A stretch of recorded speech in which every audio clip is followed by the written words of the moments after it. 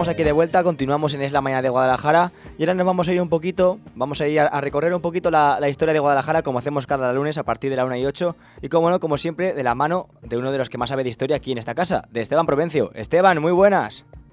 Hola, ¿qué tal, Domingo? ¿Qué tal? Muy bien por Señoras y aquí. señores oyentes de Radio Guadalajara, que te piso. Dime, Domingo, ¿qué tal? ¿Qué tal estamos? Nada, por aquí ya muy bien, ya empezando la semana con ganas y ya deseando escucharte y Sí. ya saber quién es nuestro tercer invitado el día de hoy. Bueno, pues sí, lo primero, darte las gracias por abrirme una ventanita para colarme y contar, bueno, pues historias sobre esta nuestra maravillosa provincia. Hoy vamos a hablar de literatura, de una persona, de un hombre que tiene gran importancia en la historia de la literatura de nuestro país, que aunque no nació en la provincia de Guadalajara, tiene un indudable vínculo con estas tierras. Todos, quien más, quien menos, hemos leído en nuestra juventud El Conde Lucanor. Y hoy vamos a hablar efectivamente de su autor, de Don Juan Manuel. Don Juan Manuel, él nació en Escalona en 1282 y si aceptamos pues todas las convenciones a las que han llegado los historiadores, murió en Córdoba en 1348. Él era un miembro de la Casa Real, era Sí. un noble, una persona muy adinerada, una de las más ricas iba a decir de España, aunque no existía España como tal, sino de nuestro territorio en ese momento. Eh, y fue uno de los principales representantes de la prosa medieval de ficción. Pero fíjate, Domingo, no tenía títulos ni nada. El hombre fue señor, duque y príncipe de Villena. Era señor de Escalona, de Peñafiel, de Cuéllar, de Elche, de Cartagena, de Lorca, de Cifuentes, Sí. donde el castillo es conocido como el castillo de Don Juan Manuel. Era señor de Alcocer, de Salmerón, de Valdeolivas, de Almenara. Aparte de los títulos, tenía, de esos títulos que he ido relatando, tenía más. Era mayordomo mayor de los reyes Fernando IV y Alfonso XI, adelantado mayor de Andalucía y adelantado mayor de Murcia. ¿Te parecen pocos? Wow, podemos estar aquí hablando de títulos de Don Juan Manuel durante horas. La verdad que es llamativo la cantidad de títulos que poseía. Sí. Mira, él era sobrino de Alfonso X el Sabio Sí. y pertenecía, por tanto, a una familia real, noble, adinerada, pero muy preocupada por la cultura. Su abuelo, Fernando III el Santo, había ordenado el uso, había incorporado el castellano al uso de los documentos de la Chancillería, de los documentos que se utilizaban normalmente en la justicia. Había fundado la Escuela de Traductores de Toledo, que su tío, Alfonso X el Sabio, había impulsado, una entidad pues, de gran importancia en la cultura de entonces y posteriormente. El hecho es que, como te he dicho, don Juan Manuel fue uno de los hombres más ricos y poderosos de su época, pero parece ser que no estaba bien visto que un hombre noble y de armas, porque fue un hombre de armas, estuviera dedicado a las letras. Él, afortunadamente, a eso pues, no le dio importancia y por eso tenemos una gran profusión de obras que vamos a pasar ahora a relatar. Por ejemplo, él escribió el libro del Caballero y el Escudero, en el que narra la historia de un mancebo, de un escudero mancebo aspirante a cortesano, que ha de ir a unas cortes convocadas por el rey. Y entonces, en este sentido, recibe enseñanzas por parte de un ermitaño que ha sido caballero. También tiene el libro de los estados, que ofrece una visión de cómo debe ser una sociedad ideal en el siglo XIV. La obra de don Juan Manuel es fundamentalmente de carácter didáctico y narrativo y tiene una preocupación que es la preocupación por la formación del caballero medieval y, y se ha dado en clasificar en lo que se llama la educación de los príncipes, no por el pueblo llano, porque no tenía preocupación por el pueblo llano, sino por la educación de los príncipes. Tiene, Domingo, pequeños opúsculos, como por ejemplo Crónica Abreviada, el libro de la caza, que luego veremos que tiene mucha relación con la provincia de Guadalajara, ¿Mm? el libro de las razones, el Tratado de la Asunción de la Virgen María, el libro Infinido, el libro de los castigos y consejos a su hijo de don Fernando, pero las obras más extensas son las que hemos citado anteriormente, el libro del Caballero y el Escudero, el libro de los Estados y sobre todo en el que nos vamos a detener más extensamente porque es el que le dio fama, Sí. que es el Conde Lucanor o libro de Patronio. En realidad es una colección de pequeños cuentos, en realidad es una pequeña colección de cuentos, como decimos, 50 concretamente. Y la estructura es siempre la misma. En primer lugar, es un joven noble, que es el conde Lucanor, que es en realidad un trasunto de él mismo, de don Juan Manuel, que expone un problema. Entonces, el problema le exige una solución. ¿Y quién le da esa solución? Su viejo consejero Patronio. Eh, ¿Cómo le da la solución Patronio? Pues le cuenta una historia de la que el joven conde extrae la solución. Eh, Luego don Juan Manuel, que es el narrador, expone unos versos de los cuales se extraen la moraleja. Y luego había una historia o una viñeta que explicaba el final del problema. Lo que pasa es que estos dibujos, por desgracia, no se conservan. Se sabe que había unos dibujos como si fueran los cómics de la actualidad. Pero como decimos, esos no se han conservado. Hemos dicho, volvemos al asunto de la fortuna de don Juan Manuel, que era un hombre muy poderoso, que él siempre estaba viajando de aquí a allá. Sí. Dicen que su campo natural era Castilla entera, en el sentido amplio de la palabra de entonces. Fíjate que cuentan que esta obra, la que hemos citado, estuvo compuesta, terminó de ser compuesta en Molina de Segura, en lo que soy Molina de Segura, en la provincia de Murcia. Él había nacido en Escalona, en Toledo. Él murió en Córdoba, pero ya tenía construida su capilla en Peñafiel, en Valladolid, a donde trasladaron sus restos. Pero entre tanto, le dio tiempo a ordenar la construcción del castillo de Cifuentes en el año 1324.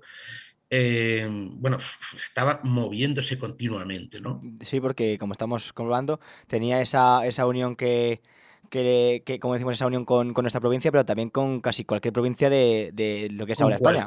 Con cualquiera. En Cifuentes, que luego volveremos, en 1324 ordenó construir el castillo y en ese mismo castillo, en 1540, date cuenta, Domingo, que nació Sí, otra persona importante para la provincia, una mujer muy importante, doña Ana de Mendoza de la Cerda, sí, princesa de Éboli. O sí, sea sí, sí. que ese castillo tiene mucha importancia en la historia de Guadalajara. Bueno, como hemos dicho, Domingo, don Juan Manuel se movía mucho, estuvo en la batalla de Algeciras, porque hemos recordado que también era guerrero, aunque luego se retiró. Eh, Estuvo especialmente activo en las tierras de Guadalajara, como dice don Antonio Herrera Casado, en las que tuvo posesiones como los castillos de Cifuentes, Trillo y Galve de Sorbe. Sobre el castillo de Galve de Sorbe hizo algo parecido a lo de Cifuentes. Aprovechó una fortaleza musulmana y levantó el castillo de Galve de Sorbe. He encontrado un domingo en internet, he encontrado un estudio muy interesante titulado Sí. Un gran señor medieval, don Juan Manuel. Está realizado por Gregorio Sánchez Doncel y es curiosísimo porque dice que era tan poderoso don Juan Manuel que cuando murió podría mantener a su costa, sin ayuda del rey, cerca de 1000 caballos, que entonces debía ser una medida, daba una medida de lo poderoso que era.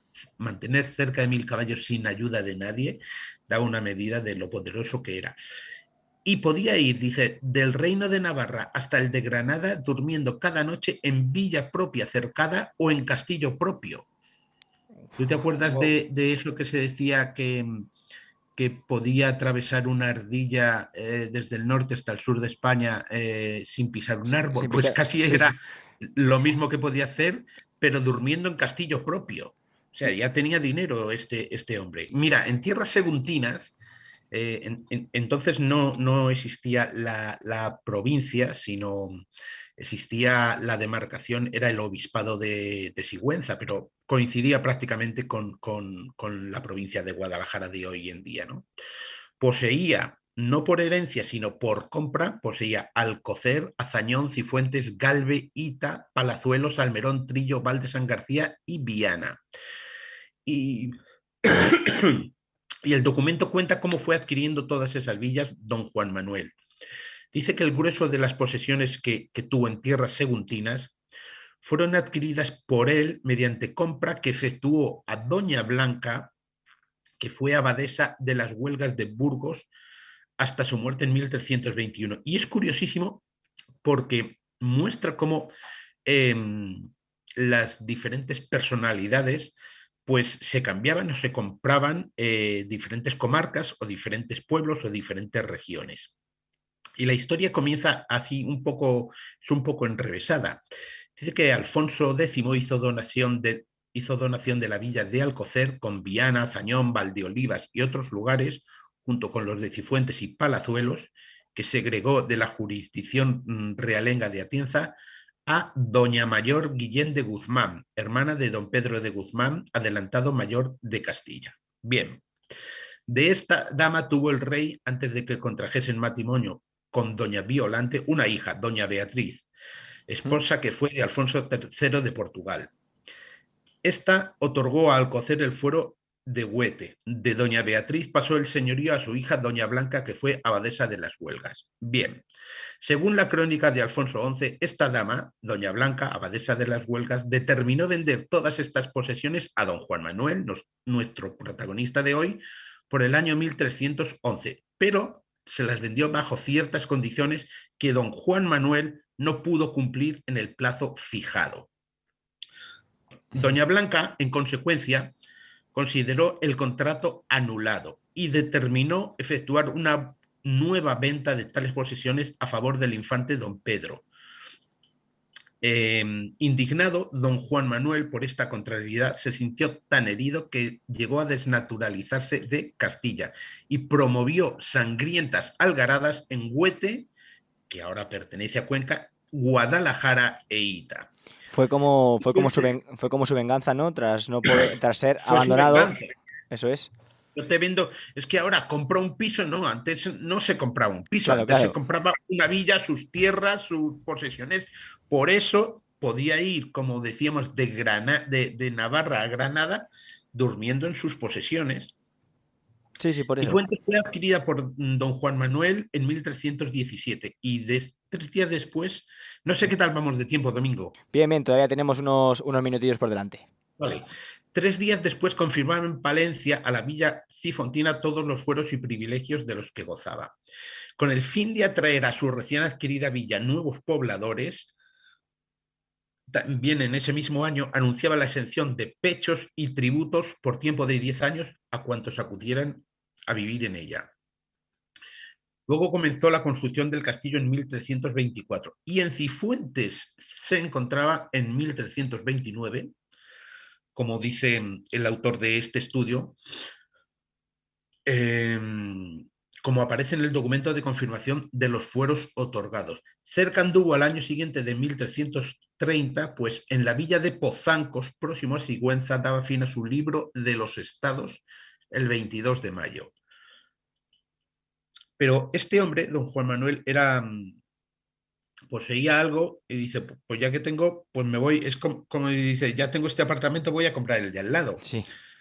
Poseía la villa de Cifuentes con Val de San García, quiso ampliar sus posesiones con el lindante lugar de Trillo, situado donde el río Cifuentes rinde sus aguas en el Tajo. Entonces compró don Juan Manuel Trillo hacia 1322 con sus términos, sus vasallos, molinos, montes y su fortaleza, y lo compró por el precio de 20.000 maravedíes.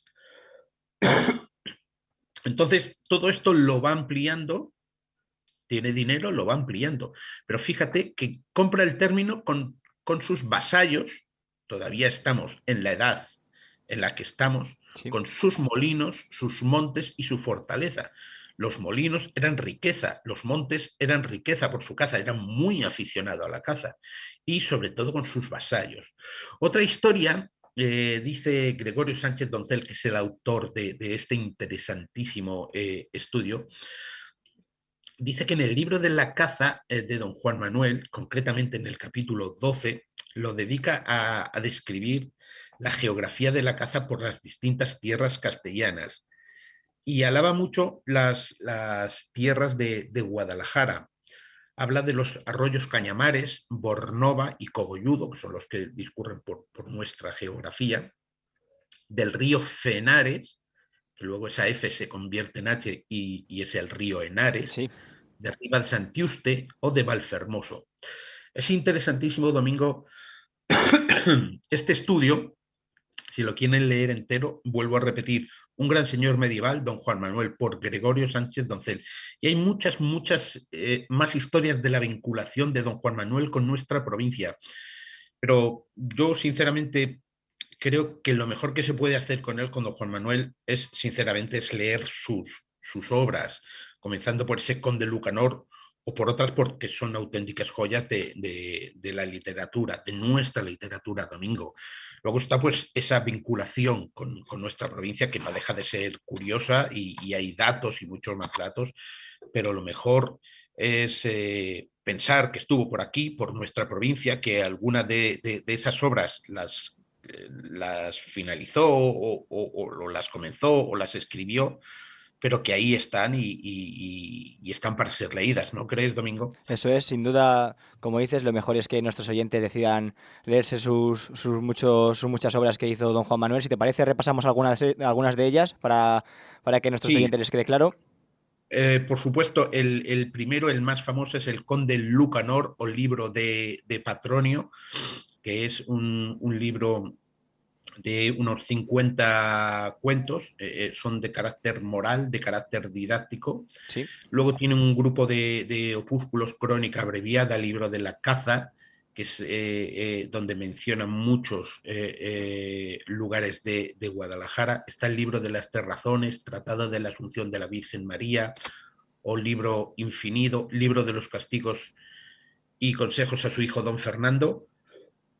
Y luego está el libro de los estados, que ofrece una visión de cómo debe ser una sociedad ideal en el siglo XIV. Su obra, como decimos, es de carácter fundamentalmente didáctico y narrativo y tiene una preocupación por la formación del caballero medieval.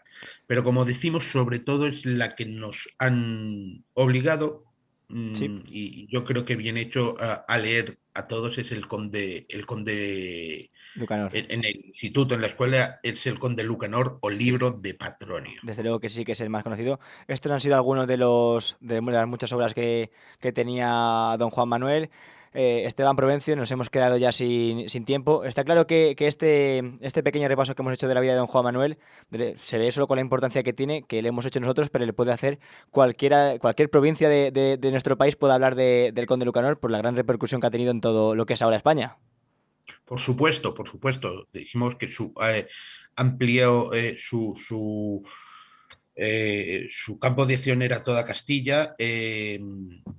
Estuvo en la batalla de Algeciras, murió en Córdoba, está enterrado, creo, al final en Peñafiel. Sí. El libro lo terminó en lo que soy Molina de Segura, en Murcia, era señor de Villena, en fin, tenía un montón de títulos, pasó por Cuenca, en fin, lo que antes eran las provincias, no estaban hechos. Sí. No había una división política como ahora, y este hombre era muy rico y, como dice, cabalgaba por España como quien cabalgaba por su casa. y tenía villas y tenía casas en toda España. Entonces se movía y se movía, pues como decíamos, como Pedro por su casa. Así es. Muchísimas gracias, Esteban, y ya te emplazo para la A ti, semana que Domenico, a viene. ti, siempre a ti. Y ya deseando saber la próxima semana quién será nuestro siguiente invitado. Y os pido disculpas por esta voz, pero es que la gripe no me ha dejado libre. No te preocupes, Esteban, muchísimas gracias por estar con nosotros y hasta la semana que viene. Hasta la semana que viene.